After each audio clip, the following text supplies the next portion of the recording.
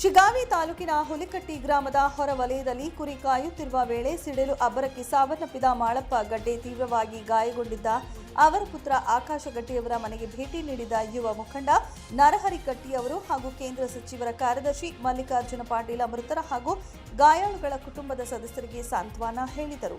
ದುಃಖತಪ್ತ ಕುಟುಂಬಕ್ಕೆ ಸಾಂತ್ವನ ಹೇಳಿದ ಸಂದರ್ಭದಲ್ಲಿ ಕೇಂದ್ರ ಸಚಿವ ಪ್ರಹ್ಲಾದ್ ಜೋಶಿ ಅವರು ದೂರವಾಣಿ ಮೂಲಕ ಮಾತನಾಡಿ ಕುಟುಂಬ ಸದಸ್ಯರೊಂದಿಗೆ ಘಟನೆಯ ವಿವರ ಪಡೆದರು. ಬಳಿಕ ಹಾವೇರಿ ಜಿಲ್ಲಾಧಿಕಾರಿಗಳಿಗೆ ಹಾಗೂ ತಾಲೂಕು ದಂಡಾಧಿಕಾರಿಗಳಿಗೆ ದೂರವಾಣಿ ಮೂಲಕ ಮಾತನಾಡಿ ಮೃತರ ಕುಟುಂಬಕ್ಕೆ 25 ಲಕ್ಷ ರೂಪಾಯಿ ಹಾಗೂ ಗಾಯಗೊಂಡ ವ್ಯಕ್ತಿಗೆ 5 ಲಕ್ಷ ರೂಪಾಯಿ ಪರಿಹಾರಧನ ನೀಡಬೇಕೆಂದು ತಿಳಿಸಿದರು. ಈ ಸಂದರ್ಭದಲ್ಲಿ ತಾಲೂಕು ಭಾಜಪ ಅಧ್ಯಕ್ಷ ವಿಶ್ವನಾಥ ಹರವಿ, ನಿಕಟಪೂರ್ವ ತಾಲೂಕು ಅಧ್ಯಕ್ಷ ಶಿವಾನಂದ ಮ್ಯಾಗೇರಿ, ಗಂಗಾಧರ ಗಡ್ಡೆ, ಗ್ರಾಮದ ಹಿರಿಯರು ಉಪಸ್ಥಿತರಿದ್ದರು. Suresh Yaligar, 9 live news, Shiggavi.